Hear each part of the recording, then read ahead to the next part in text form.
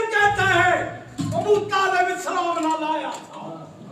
میں کہتا ہوں رب العزت تیری کیا بات ہے, تو نے دو نوروں کو محمد یا علی کو ارے ابو طالب کی گودوں میں کیسے سمایا تھا. ایک مدینے کا سردار بنا, دوسرے کو ملوک کعبہ بنایا تھا. ارے محمد صلی اللہ علیہ وسلم. اعوذ باللہ من الشیطان الرجیم. بسم اللہ الرحمن الرحیم. قال المعصوم علیہ الصلوۃ والسلام. بسم اللہ الرحمن الرحیم. انا لامراء الکلام. انتہائی محترم و معزز سامعین, صاحبان علم و معرفت, سب سے پہلے تو میں انتہائی شکر گزار ہوں اتنی خوبصورت محفل سجانے پہ جامعہ جعفریہ جان کی انتظامیہ, معلمین, مدرسین اور مومنین کا کہ وقت کے تقاضوں کو اور اصلی ضروریات کو مد نظر رکھتے ہوئے ایک ایسی محفل کا انعقاد کیا گیا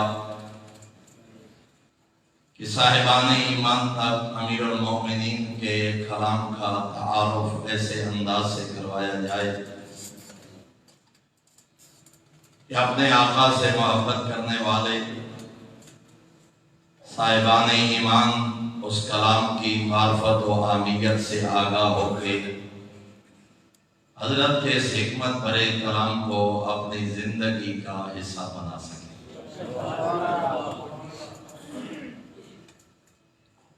اس کلام کے متعلق اور اس کتاب کے متعلق جتنا بھی کہا جائے کم ہے. شاید کئی نشستوں میں بھی اور عشرہ میں بھی شاید اس کتاب کا تعارف کروانا یا اس کی اہمیت کو بیان کرنا کسی خطیب کے لیے, کسی طالب علم کے لیے ممکن نہ ہو. اگر اس کلام کو دیکھا جائے تو میں فقط بزرگ علماء میں سے دو بزرگ ہستیوں کا ایک جملہ آپ کی خدمت میں عرض کرنا چاہتا ہوں تاکہ اپنے موضوع پہ گفتگو کر سکوں. آقا خمینی رضوان اللہ علیہ نے فرمایا تھا یہ ایک شفا بخش معجون ہے. نہج البلاغہ کے حوالے سے یہ ایک شفا بخش معجون ہے اور انفرادی اور اجتماعی دردوں کی دوا ہے. نہج البلاغہ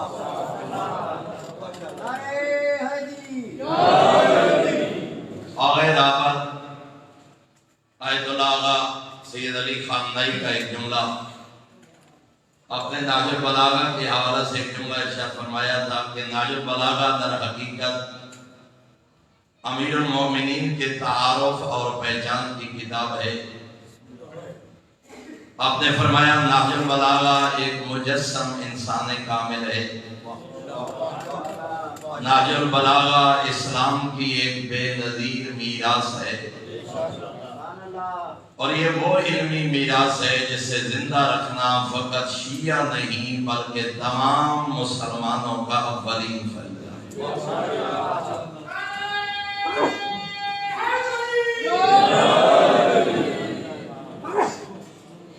مجھے طالب علم سے لے کے آخری محب اہل بیت تک جتنے سامعین تشریف فرما ہیں, میں فقط ایک بات کی طرف متوجہ کرنا چاہتا ہوں.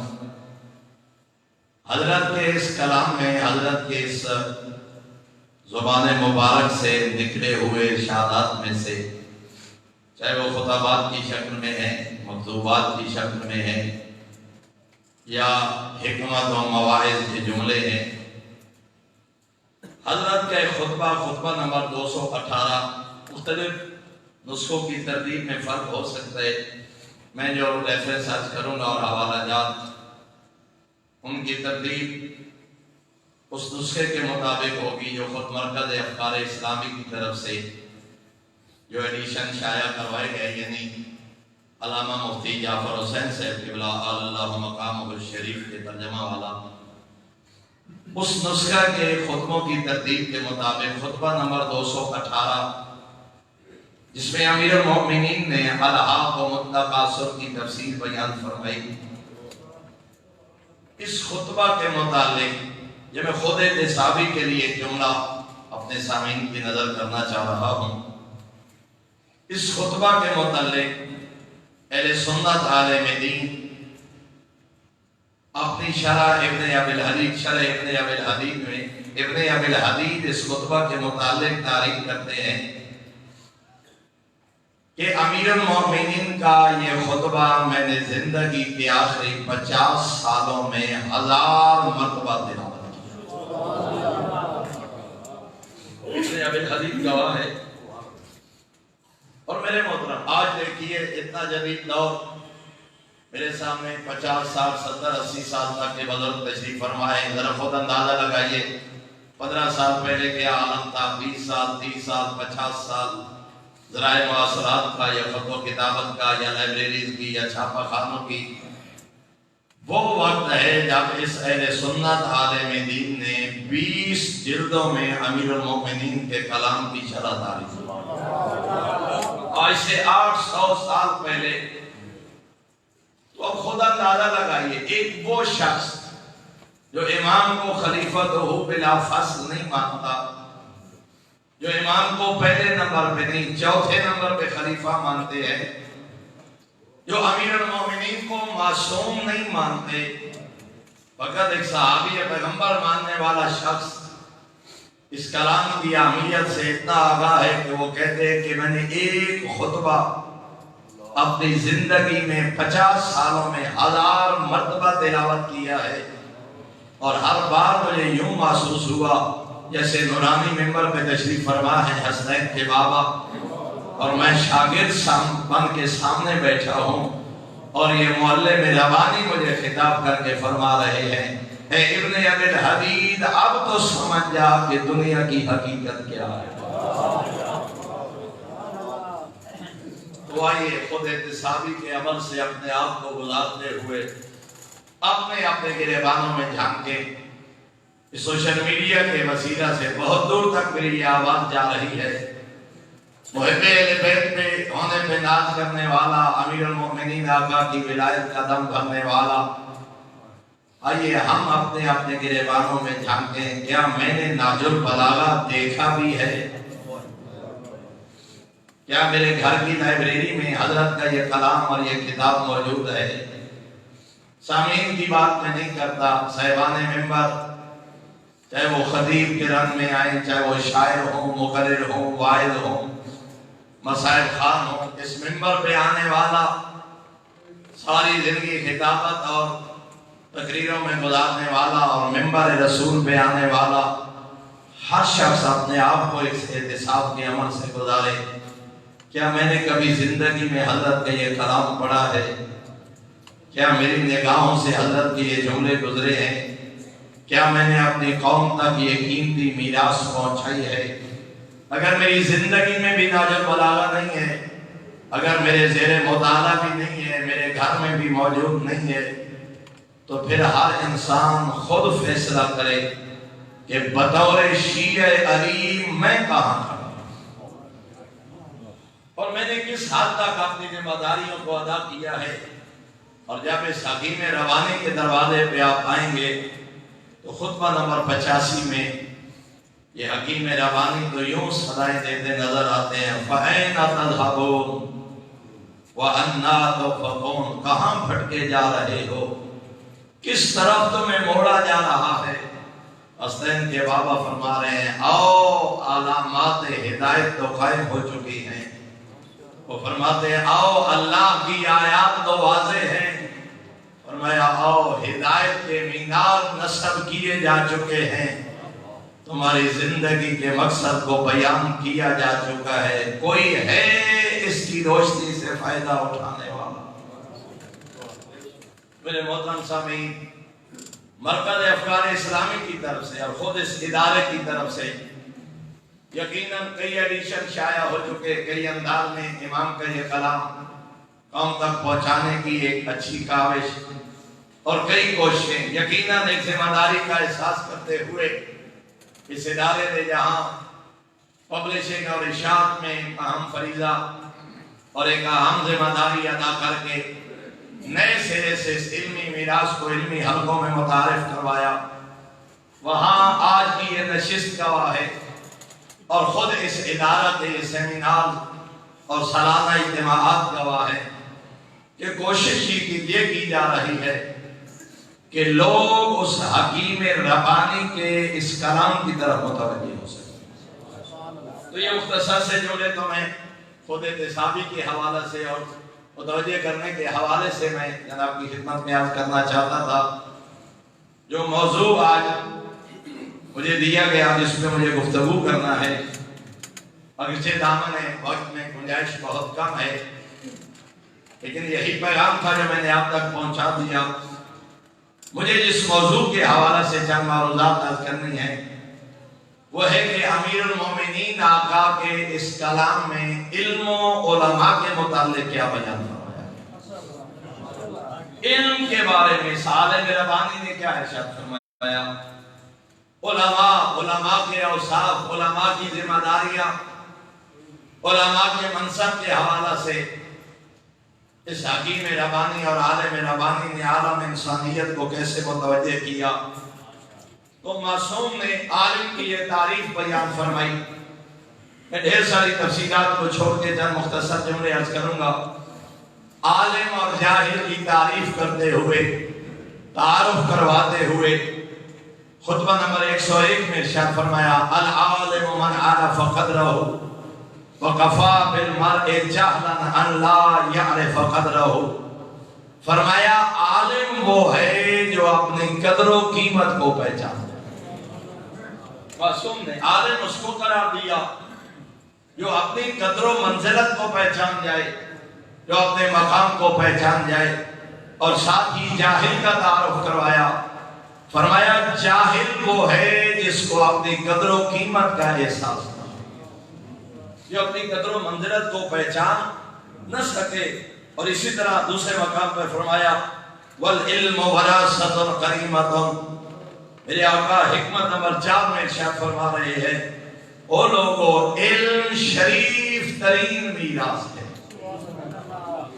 اگر دنیا میں کسی کے لیے کوئی بہترین میراث ہے، کوئی وراثت چھوڑ کے جانے والا، فرمایا دنیا کی میراث میں بہترین میراث علم ہے.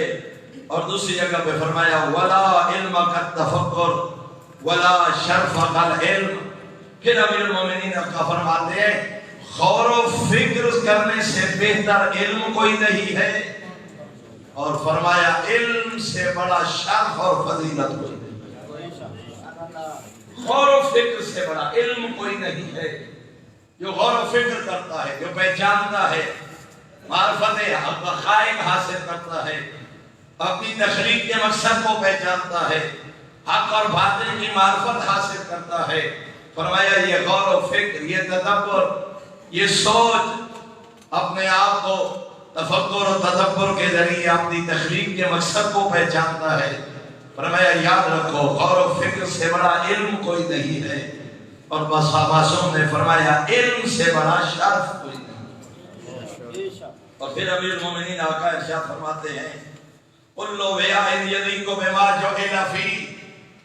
فرمایا جب بھی کسی برتن میں کچھ ڈالو گے وہ برتن بھر جائے گا. اس چیز کی وجہ سے وہ برتن بالآخر بھر جائے گا، حتیٰ کہ ایک وقت ایسا آئے گا کہ اس برتن میں، اس ظرف میں رکھنے کی اور گنجائش باقی نہ رہے گی. ہر برتن بھر جاتا ہے، ہر ظرف بھر جاتا ہے، لیکن میرے آقا فرما رہے ہیں الا وعاء العلم فإنه يتسع. فرمایا برتن علم وہ ظرف ہے جتنا بھرتا جائے گا اس میں اتنی وسعت پیدا ہوتی جائے گی. دنیا کا کوئی ظرف، کوئی برتن ایسا نہیں ہے جو ہمیشہ وسعت اختیار کرتا جائے. اور اسی طرح معصوم نے فرمایا تھا دو پیاسوں کی پیاس کبھی نہیں بجھتی، دو جینے چاہنے والوں کی چاہت کبھی ختم نہیں ہوتی. اور معصوم نے فرمایا تھا ایک دولت لینے چاہنے والا اور ایک علم چاہنے والا، فرمایا حریص اربوں پتی ہو جائے اس کو دولت سے دل نہیں بھرے گا، وہ چاہے گا. اور فرمایا جس کو اللہ نے علم جیسا شرف عطا فرمایا ہے وہ جتنا علم حاصل کرتا چلا جائے گا یوں سمجھے گا جیسے وادی علم میں اب داخل ہو رہا۔ اس لیے معصوم نے فرمایا جیسے جیسے بڑھاپے کی طرف آتا ہے انسان اس کا علم اور تجربہ جوانی کی طرف قد بڑھاتا ہے، بظاہر وہ خود بڑھاپے کی طرف جا رہا ہے۔ تفصیل کا وقت نہیں ہے، میں فقط ترجمے پہ اکتفا کروں گا۔ اور مستدرک کے نہج البلاغہ میں معصوم کے 3 اقوال موجود ہیں۔ فرمایا العلم احدی الحیاتین، فرمایا 2 زندگیوں میں سے ایک زندگی کا نام ہے علم، اور کیا فرمایا العالم حی بین الموتى، فرمایا عالم مردوں میں رہ کے بھی زندہ ہوتا ہے، والجاہل میت بین الاحیاء، جو جاہل ہے وہ زندہ لوگوں میں چلتی پھرتی ایک لاش کی مثال۔ جو علم کو حاصل نہ کر سکا، جو علم کو نہ پا سکا، وہ کیسا زندہ ہے؟ وہ ایک مردہ کی مثال ہے، وہ چلتی پھرتی لاش ہے۔ اور اسی لیے جب معصوم سے کسی نے سوال کیا تھا، معصوم سے کسی نے ایک مشکل الجھانے والا سوال اپنے فہم کے لحاظ سے کیا تھا، تو امیر المومنین آقا کے جو یہ جملہ موجود ہے حکمت نمبر 320 میں، اپنے فہم کے مطابق وہ یہ سوچ رہا تھا کہ میں بڑا مشکل سوال کر رہا ہوں، تو سمجھ گئے اس کے مقصد یہ عالم ربانی۔ تو میرے آقا نے فرمایا سل تفقہا ولا تسأل تعنتا، فرمایا سمجھنے کے لیے سوال کر، کسی کا امتحان لینے کے لیے سوال کر۔ جب بھی کسی کے سامنے بیٹھو طالب علم بن کے بیٹھو، کبھی اس بات میں نام نہیں فلاں پہ استعمال ہے، فلاں خطیب ہے، فلاں واعظ ہے، فلاں عالم دین ہے، الجھانے کے لیے سوال کرو۔ فرمایا نہیں، الجھانے کے لیے سوال کرنے والا خود سب سے بڑا جاہل ہے۔ فرمایا تفقہا، سمجھنے کے لیے، علم حاصل کرنے کے لیے سوال کرو۔ فرمایا ولا تسأل تعنتا، ہاں مشکل پیدا کرنے کے لیے، الجھانے کے لیے سوال نہ کیا جائے۔ فرمایا فإن الجاہل المتعلم شبیہ بالعالم، فرمایا وہ جاہل جو اس لیے سوال کر رہا ہے کہ میں کوئی علم حاصل کر کے اپنی جہالت کو دور کر لوں، فرمایا یہ جاہل عالم کی شبیہ ہے۔ معصوم نے اس جاہل کو شبیہ عالم قرار دیا، جو اس لیے پوچھ رہا ہے سل تفقہا، سمجھنے کے لیے پوچھ رہا ہے، اپنی الجھن کو دور کرنے کے لیے پوچھ رہا ہے، اپنی معلومات میں اضافہ کے لیے سوال کر رہا ہے۔ فرمایا یہ ہے جاہل، لیکن کیسا جاہل ہے؟ شبیہ بالعالم، اس جاہل کو معصوم نے شبیہ عالم قرار دیا۔ اور دوسری طرف وہ شخص ہے وَإِنَّ الْعَالِمَ الْمُتَعَسِّفِ شَبِيهٌ بِالْجَاهِلِ الْمُتَعَنِّتِ، اور فرمایا جو جانتے بوجھتے ہوئے سامنے والے کو الجھانے کے لیے سوال کرے، فرمایا وہ ہے عالم مگر جاہل کی شبیہ ہے۔ اس کی اس سوال کا مقصد اپنی جہالت کو دور کرنا نہیں ہے، اس کے سوال کا مقصد کچھ سیکھنا نہیں ہے۔ تو اس لیے معصوم نے یہاں علم کے شرط کو بیان کیا، یہاں علماء کی تعریف کی، یہاں جاہل کے معنی بیان کیے، وہاں علم کی دنیا میں سوال کرنے اور پوچھنے کے مقصد کو بھی معصوم نے بیان کیا، مقصد علم کو بھی معصوم نے بیان فرما دیا۔ اور میرے محترم وہاں علم کی میں نے عرض کیا، میں نے جو میرے ذہن میں تھا میں کم از کم 1 گھنٹے کا وقت ذہن میں لے کے آیا تھا، لیکن مجھے جو وقت دیا گیا ہے وہ 30 منٹ ہے۔ میں تو یہ بھی کافی سمجھتا ہوں، میں اپنی حیثیت کو دیکھوں، اتنے علماء دوستوں کے ہاں اور ان بزرگان کی موجودگی میں ایک جملہ کہنا بھی میرے لیے تو بڑے فخر اور اعزاز کی بات ہے کہ مجھے اس قابل سمجھا گیا کہ میں اپنے مولا کے کلام کے متعلق چند گزارشات محبان اہل بیت کے سامنے پیش کر سکوں۔ تو اس لیے میں ڈھیر ساری معروضات میں سے فقط چند، میں جو 5 10 فرامین کسی ایک عنوان سے عرض کرنا چاہتا ہوں، ان میں سے فقط 2 عرض کروں گا۔ اور معصوم نے علم اور حلم کو مقرون قرار دیا، ذرا توجہ فرمائیے۔ فرمایا علم حقیقی علم وہ ہے جس کا نتیجہ حلم اور بردباری ہو. اگر علم حاصل کرنے کے بعد حلم پیدا نہ ہو سکا، اگر وہ بردبار نہ مان سکا، وہ علم کی حقیقت کو نہ سمجھ سکا.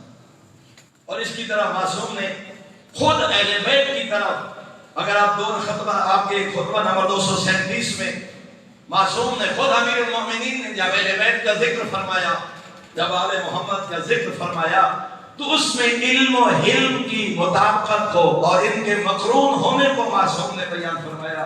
حجت خدا فرما رہے ہیں یخبرکم علمہم عن علمہم، آل محمد کا علم تمہیں بتائے گا کہ یہ کتنے بڑے عالم ہیں. آل محمد کا علم اور بردباری ان کے علم پہ دلالت کرے گی. گویا کہ معصوم یہ فرما رہے ہیں چونکہ محمد و آل محمد سے بڑا حلیم و بردبار تمہیں زمانے میں نہیں ملے گا. اس علم اور بردباری کی وجہ کیا بیان فرما رہے ہیں؟ فرمایا ان کا علم ان کے علم پہ دلالت کرتا ہے. تو گویا کہ معصوم فرما رہے ہیں حقیقی عالم وہی ہوئے جس کے کردار میں علم اور بردباری نظر. وہ علم کے ساتھ علم کو، اگر اس میں علم اور بردباری نہیں ہے، مثل الذین کمثل التوراۃ، یہ سورہ جمعہ کی سورہ جمعہ جو سے فرمایا مثل الذین حملوا التوراۃ ثم لم يحملوا اسفارهم، تو فرمایا علم کے ساتھ مقرون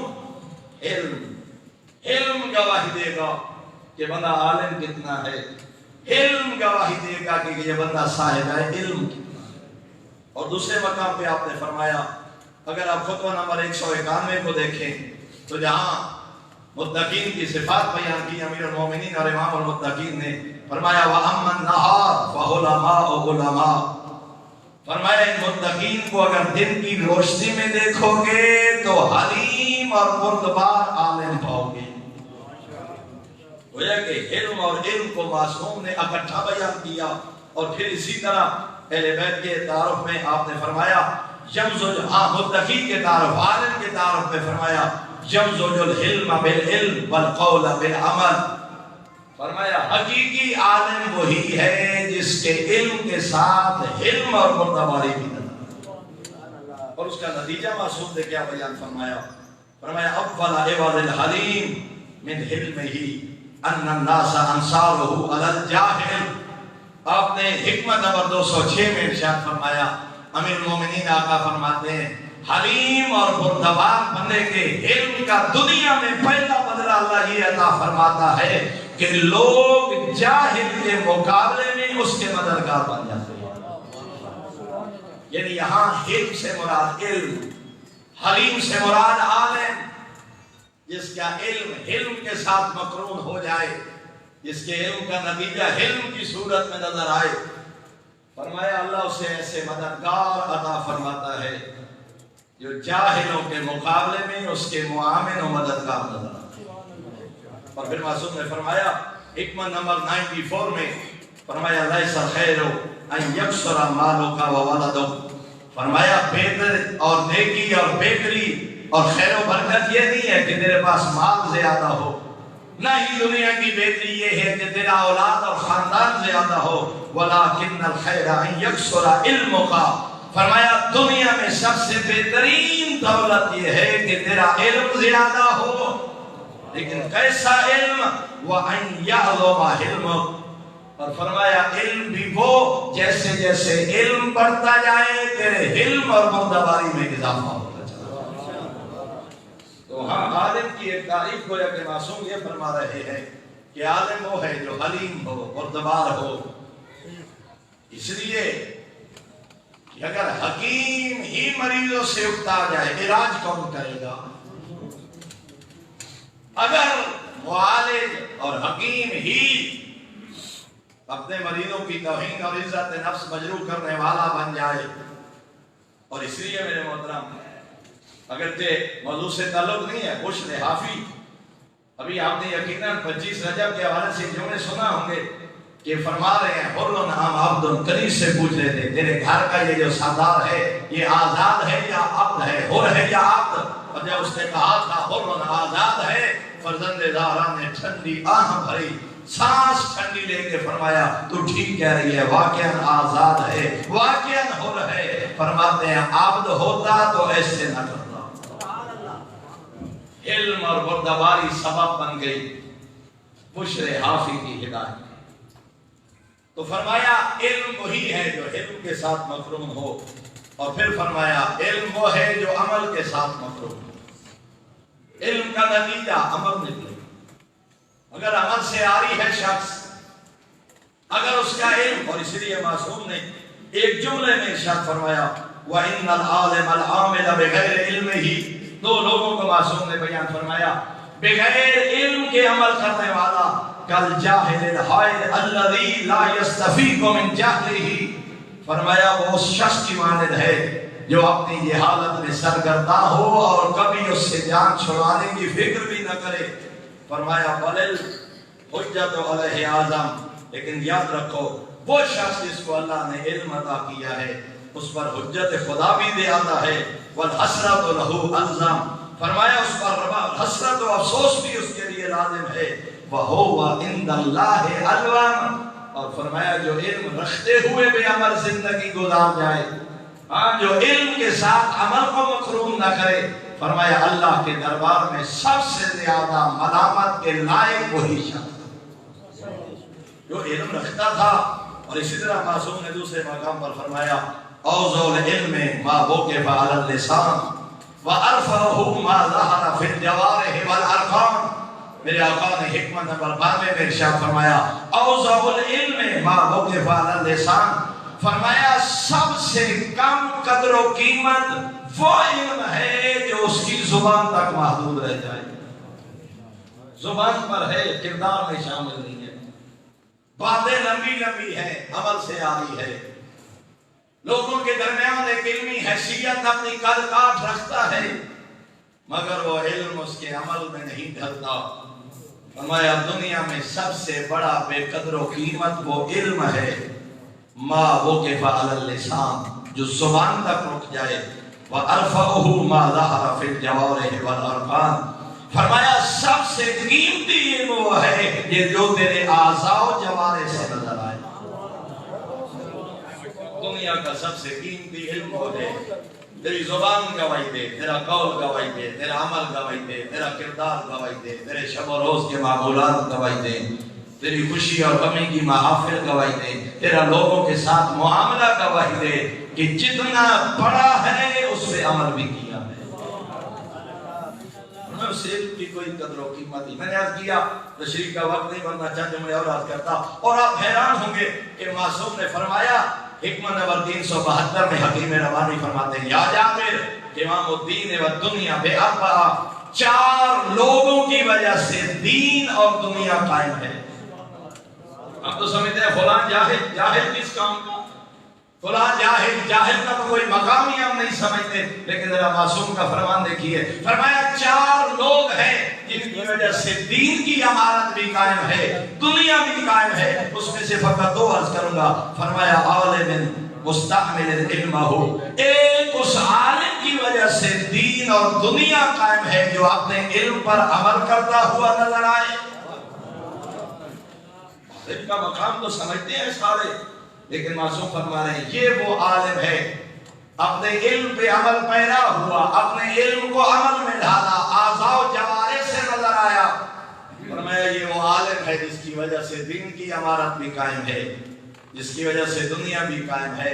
ہم تو جاہل کو کچھ بھی نہیں سمجھتے، ہم تو جاہل سے نفرت کرتے ہوئے نظر آتے ہیں، لیکن امیر المومنین فرما رہے ہیں وَجَاهِلٍ لَا يَسْتَنْكِفُ أَنْ يَتَعَلَّمْ، فرمایا اس جاہل کی وجہ سے دین اور دنیا قائم ہے جو سیکھنے میں شرم محسوس نہیں کرتا ہے۔ جاہل معصوم فرما رہے ہیں اس جاہل کی وجہ سے، یہ جاہل قابل نفرت نہیں ہے، یہ جاہل قابل تعریف ہے، یہ جاہل قوام دنیا کا سبب ہے، یہ جاہل قوام دین کا سبب ہے۔ کون؟ فرمایا وہ جاہل جو سیکھنے میں شرم محسوس نہ کرے، کسی علم کے ساتھ بیٹھ کے اپنے واجبات پوچھے، اپنے فرائض پوچھے، اپنی ذمہ داریاں پوچھے، یہ نہیں کہ اب میں پوچھتا ہوا نظر آؤں، اب میں سوال کرتا ہوا نظر آؤں، لوگ کیا کہیں گے، وہ تجھے ابھی تک اس بات کا پتہ نہیں تھا؟ فرمایا نہیں، ہر جاہل قابل ملامت نہیں ہے، وہ جاہل جو علم سیکھنے میں شرم محسوس نہ کرے۔ امیر المومنین آقا فرماتے ہیں یہ وہ جاہل ہے جس کی وجہ سے دین اور دنیا کی امارت کرے۔ اور دوسرے مقام پر میرے آقا نے فرمایا العلم مقرون بالعمل، علم عمل کے ساتھ مقرون ہے، علم عمل کے ساتھ ملا ہوا ہے۔ فمن علم عمل، جو سیکھے اس پہ عمل بھی کرے۔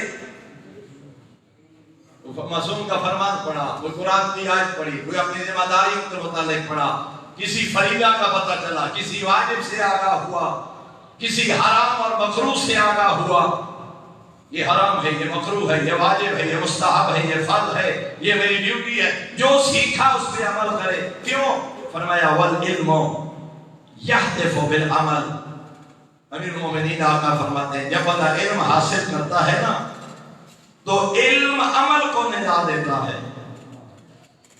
فرمایا علم فقط آ نہیں جاتا انسان کے پاس، جب کوئی شخص علم سیکھتا ہے وہ علم منادی کرتا ہے، وہ علم صدائیں دیتا ہے، وہ علم اعلان کر رہا ہوتا ہے کوئی ہے مجھ پہ عمل کرنے والا، وہ مجھے سیکھنے والا، کیا تو آمادہ ہے کہ زندگی بھی میرے مطابق بسر کر؟ فرمایا یہ علم منادی دیتا ہے، نتیجہ کیا ہوتا ہے؟ فرمایا فَإِنْ أَجَابَهُ، اگر تو وہ شخص جس سے وہ علم سیکھا تھا، یہ علم جب اس کو عمل کے لیے منادی اور ندا دیتا ہے، اگر وہ اس ندا پہ لبیک کہہ دے تو یہ علم اس کے پاس ٹھہر جاتا ہے، وَإِلَّا تَحْلَ عَنْهُ، اور علم منادی دیتا رہے اور وہ اس پہ عمل پہ آمادہ نہ ہو، فرمایا وہاں سے علم بھی کوچ کر جاتا ہے، اس کے پاس وہ علم نہیں ٹھہرتا۔ جب تو نے عمل نہیں کرنا تھا، جب تو نے میرے مطابق زندگی نہیں گزارنا تھی، فرمایا علم عمل کی منادی دیتا ہے۔ میرے محترم سامعین، اور یہاں ایک جملہ معصوم نے، اللہ اکبر، میرے برادر بزرگ تشریف فرما ہے مرکز افکار اسلامی کی طرف سے، شاید اس میں میری کچھ سستی ہے ورنہ آج کے اس سیمینار پہ ان کی وہ کتاب چھپ کے آ چکی ہوگی جس میں شرح ابن ابی الحدیث کے آخر میں موجود وہ 998 کلمات کا برادر بزرگ مولانا اقبال حسین خان صاحب نے ترجمہ کیا۔ اس میں یہ ایک جملہ 998 کلمات ہے، مولا میرے برادر کے علم و عمل میں توفیقات میں مزید اضافہ فرمائے اور اس ادارہ کو دن دگنی رات چوگنی ترقی عطا فرمائے۔ وہاں اس کے کلمہ نمبر 53 میں 53 میں امیر المومنین کے ایک جملے پہ ذرا غور کیجئے گا، ما بی وادی ارناس کا اذا قرب الیہ الطعام لیلا تکلفوا انارۃ المصابی لیبصروا ما یدخلون بطونہم۔ امیر المومنین آقا فرماتے ہیں جب کسی میزبان کے پاس تو جائے نا، یہ میں اپنی طرف سے وضاحت کے لیے کہہ رہا ہوں، شریف میزبان ہے جس پہ تو آنکھیں بند کر کے اعتماد بھی کر سکتا ہے، وہ شریف میزبان رات کے اندھیرے میں تیرے سامنے کھانا رکھے نا، فرمایا انارۃ المصابی، تو چراغ روشن کرتا ہے، تو روشنی کا انتظام کرتا ہے، 2 لقمے کھانے سے پہلے تحقیق کرتا ہے، تیرا دل دماغ اور ضمیر مطمئن نہیں ہوتا دیکھے بغیر کھانا کھانے پہ۔ میزبان بھی شریف ہے، مومن ہے، قابل اعتماد ہے، اندھیرے میں آیا ہوا کھانا تو چراغ جلائے بغیر 2 لقمے نہیں کھاتا۔ امیر المومنین فرماتے ہیں دین کو تم نے معمولی سمجھا ہے، 2 لقمے تحقیق کے بغیر تو اپنے دہن میں نہیں رکھتا، اس کے لیے تو چراغ جلاتا ہے۔ فرمایا وَلَا يَهْتَمُونَ بِغِذَاءِ النَّفْسِ بِأَنْ يُنِيرُوا مَصَابِيحَ أَلْبَابِهِمْ بِالْعِلْمِ۔ فرمایا یہ چراغ جلا کے لقمے دیکھتا ہے، یہ بدن کی خوراک تحقیق کے بغیر نہیں کھاتا، فرمایا روح کی خوراک کے لیے کبھی تم نے عقل کے چراغوں کو روشن نہیں کیا؟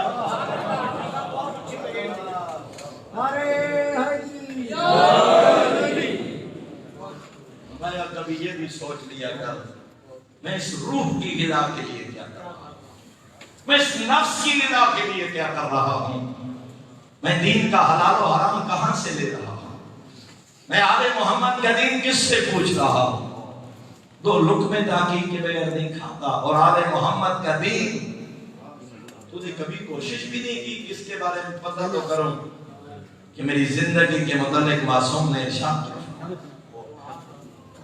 قدم قدم پہ امیر المومنین دعوت دیتے ہوئے نظر آ رہے ہیں۔ اور مکتوب نمبر 53 میں جو مالک اشتر کو ہمارے بہت پیارے دوستوں نے کبھی ایک ہمارے گزر گئے جنرل صاحب خدا ان کے درجات بلند کرے، جنہوں نے اس مکتوب کو باقاعدہ آرمی کے لا کا حصہ قرار دلوا کے اس کو انگلش میں ترجمہ کروا کے باقاعدہ پڑھایا جاتا ہے، اور ایک ہمارے موجودہ دوست ہے خدا ان کی زندگی دراز کرے، ایک بہت بڑے ادارے کے سربراہ ہیں، انہوں نے بھی حضرت کے اس خطبہ کو اپنے ادارے کے سلیبس کا حصہ بنایا۔ پاکستان میں جہاں بھی ایک بہت بڑا ادارہ ہے جس کے ملازمین کی تعداد کم از کم 25,000 ہے، تو وہاں کوشش کی گئی کہ اس کو جو آپ میرے آقا نے جناب مالک کو خط لکھا تھا کہ نظام سلطنت کیسے چلانا ہے، وہاں نظام سلطنت چلانے کے حوالے سے ایک ملک اور سلطنت میں علماء کا کردار بیان کرتے ہوئے امیر المومنین آقا نے ارشاد فرمایا وَأَكْثِرْ مُدَارَسَةَ الْعُلَمَاء، مالک علماء کے پاس بیٹھا تھا۔ گورنر حکمران کو ایک علاقے کے سیاہ و سفید کے مالک کو امیر المومنین پیغام دے رہے ہیں، علماء کے ساتھ بیٹھ کے گفتگو کیا، وَمُنَافَسَةَ الْحُكَمَاء، حکماء کے ساتھ بیٹھا کر، علماء اور حکماء کے پاس بیٹھ کر ان سے باہمی گفتگو کیا کر۔ کیوں؟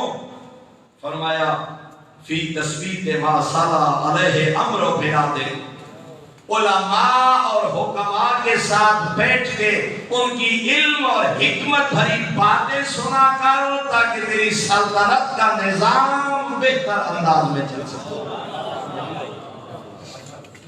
اگر اپنی سلطنت کو اللہ کے بتائے ہوئے اصول کے مطابق چلانا چاہتے ہو، فرمایا علماء کے پاس بیٹھا کرو، حکماء کے پاس بیٹھا کرو، ان کی علم بھری باتیں سنا کرو۔ اور اسی طرح معصوم نے فرمایا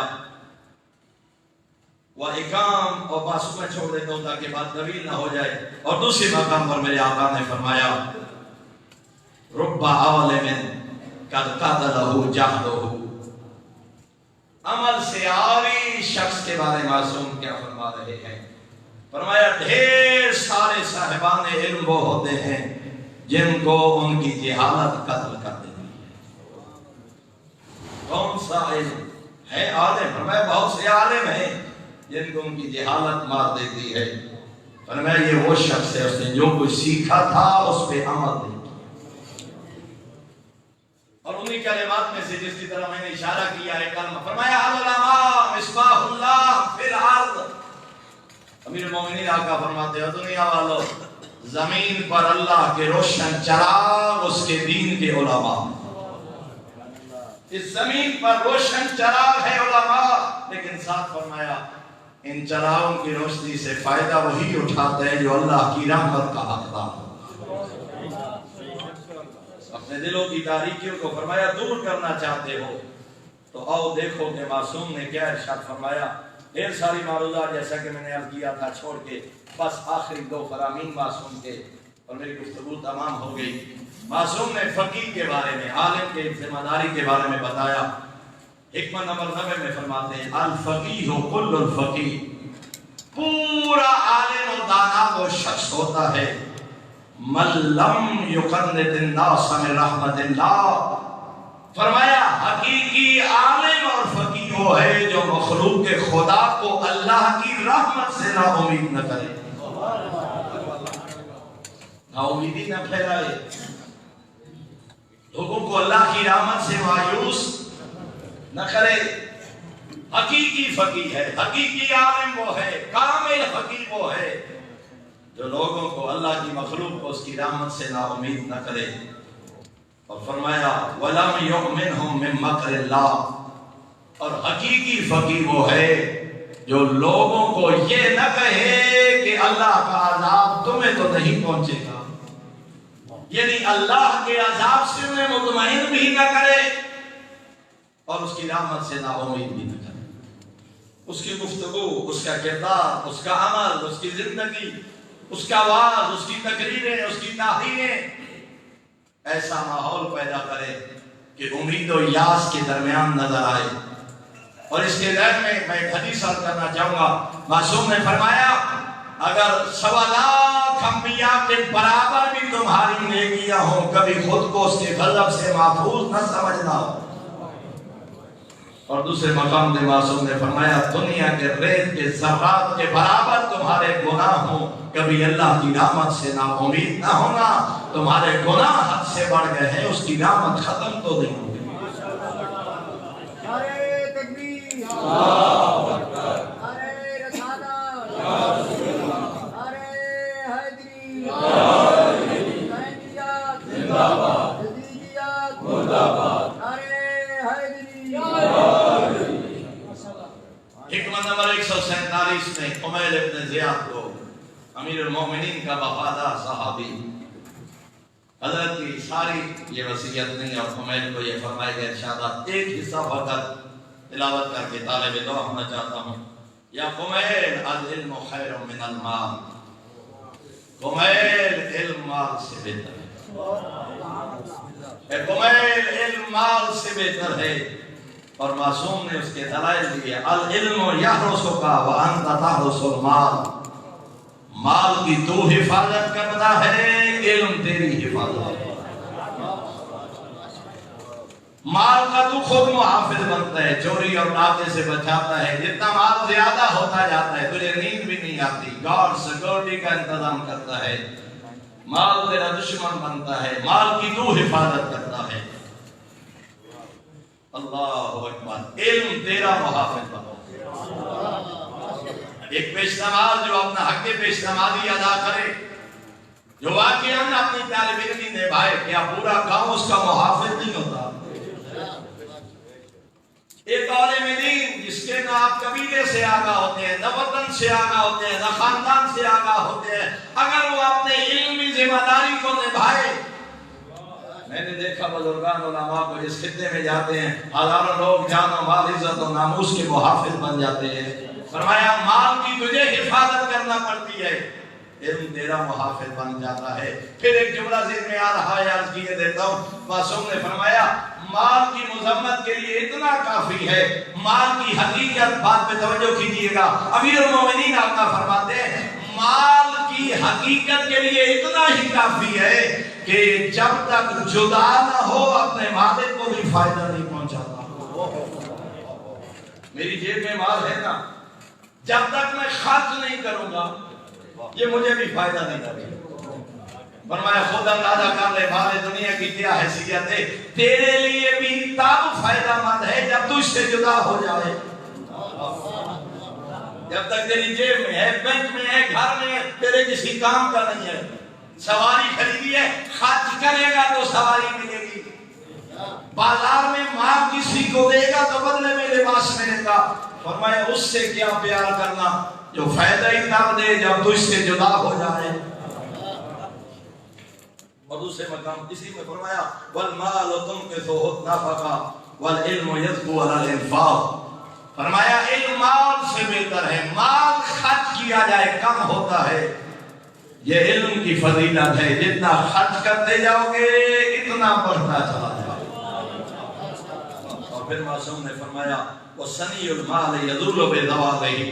میں کہتا ہوں مختلف سیر و فراق کا جو حکم ہوا، چلا کرو زمین میں، دیکھے کرو کھنڈرات، دیکھا کرو شام کے محلات، دیکھا کرو جاگیرداروں کی کوٹھیاں اور بنگلے جو کبھی سیاہ و سفید کے مالک تھے، آج وہ کھنڈرات ایک دعوت دے رہے ہیں جس کو امیر المومنین یہاں بیان فرما رہے ہیں۔ فرمایا سنی المال یزول بزوالہ، مال کے اثرات و نتائج مال کے ضائع ہونے کے ساتھ ظاہر ہو جاتے ہیں۔ مال کی نشانیاں، مال کے اثرات و نتائج، ادھر مال گیا، حکومت گئی، اقتدار گیا، بھوت بنگلے بن گئے، کھنڈرات وہاں دن کو جانے کے وقت لوگ ڈرتے ہیں۔ علم کی نگریاں آج بھی آباد ہیں، مجھ سے لے کر آخری محب اہل بیت تک۔ کس نے دیکھا ہے شیخ صدوق علیہ الرحمہ کو؟ ہم میں سے کس نے دیکھا ہے شیخ یعقوب کلینی کو؟ ہم میں سے کس نے دیکھا ہے سید رضی کو؟ اور کتنے سکندر گزر گئے، کتنے حکمران گزر گئے، کتنے دنیا کے ممالک یا سیاہ و سفید کے مالک گزر گئے، آج کوئی نام تک نہیں جانتا۔ مالداروں کے زوال کے ساتھ ان کے اثرات بھی ظاہر ہو گئے، علم والے کل بھی زندہ تھے، آج بھی زندہ تھے۔ اور معصوم فرما رہے ہیں معرفت العلم میں، پھر بات طویل نہ ہو جائے، بس آخری جملہ عرض کیے دیتا ہوں۔ معصوم فرماتے ہیں یا قومین خلق خزان الاموال وہم احیاء، فرمایا مال جمع کرنے والے زندہ ہوتے ہوئے ہلاک، مال جمع کرنے والے زندہ ہوتے ہوئے ہلاک ہیں۔ والعلماء باقون ما بقی الدہر، فرمایا علماء تب تک زندہ رہیں گے جب تک کائنات باقی ہے۔ صاحبان مال زندہ ہوتے ہوئے مردہ کی مثال ہیں، صاحبان علم دنیا سے چلے گئے، اور معصوم نے فرمایا اعیانہم مفقودۃ وامثالہم فی القلوب موجودۃ۔ امیر المومنین آقا فرما رہے ہیں ان کی صورتیں تو ذہن و سامنے سے، ان کے بدن، ان کے وجود نگاہوں سے پوشیدہ ہو گئے، لیکن ان کی صورتیں آج بھی لوگوں کے ذہنوں میں زندہ ہیں۔ شیخ توسی علیہ رحمہ چلے گئے، شیخ صدوق علیہ رحمہ چلے گئے، شیخ عباس قمی علیہ رحمہ چلے گئے، وہ علم کے کام کرنے والے، یہ وہ صاحب الغدیر دنیا سے چلے گئے، وہ صاحب وسائل الشیعہ شیخ علی عاملی دنیا سے چلے گئے، وہ خطب اربع لکھنے والے محدثین اس دنیا سے چلے گئے۔ اعیانہم مفقودہ، ان کے بدن ہمارے سامنے موجود نہیں ہیں، لیکن لوگوں کے ذہن اور نگاہوں میں آج بھی زندہ ہیں، قیامت تک زندہ رہیں گے۔ فرمایا اگر ہمیشہ کے لیے زندہ رہنے چاہتے ہو، علم سے پیار کرو، علماء سے پیار کرو، تاکہ اس دنیا کے چلے جانے کے بعد بھی محفلوں میں تمہارا ذکر جاری رہے۔ دعا کریم اللہ ہمیں علماء کی توفیق عطا فرمائے، خداوند عالم ہمیں علم اور علماء کے ساتھ محبت عطا فرمائے، اور جتنا علم عطا کیا ہے خداوند عالم اس پہ عمل کرنے کی توفیق عطا فرمائے، اور خصوصاً اس ادارہ کو خداوند عالم دن دگنی رات چوگنی ترقی عطا فرمائے۔ مرکز افکار اسلامی جو علم و عمل کی اشاعت میں اپنا کردار پہلے بھی ادا کر رہا ہے، مزید اس میں خداوند عالم توفیقات میں بھی اضافہ فرمائے۔ ہمارے برادر بزرگ مولانا مقبول حسین علوی صاحب کو، ان کے معاونین کو، ان کے ساتھیوں کو مالک دنیا و آخرت میں اس کا اجر عطا فرمائے، اور زندگی میں ہمیں کوئی ایسا کام کرنے کی توفیق عطا فرمائے جو ہماری ہمیشہ کی زندگی کا سبب بن جائے۔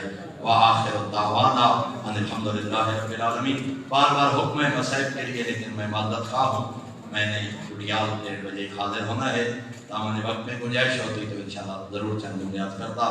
برادر بزرگ سے میں گزارش کروں گا کہ میری طرف سے بھی اور اپنی طرف سے بھی آخر میں وہ اس ذمہ داری کو مناسب سمجھے تو ضرور نبھانے۔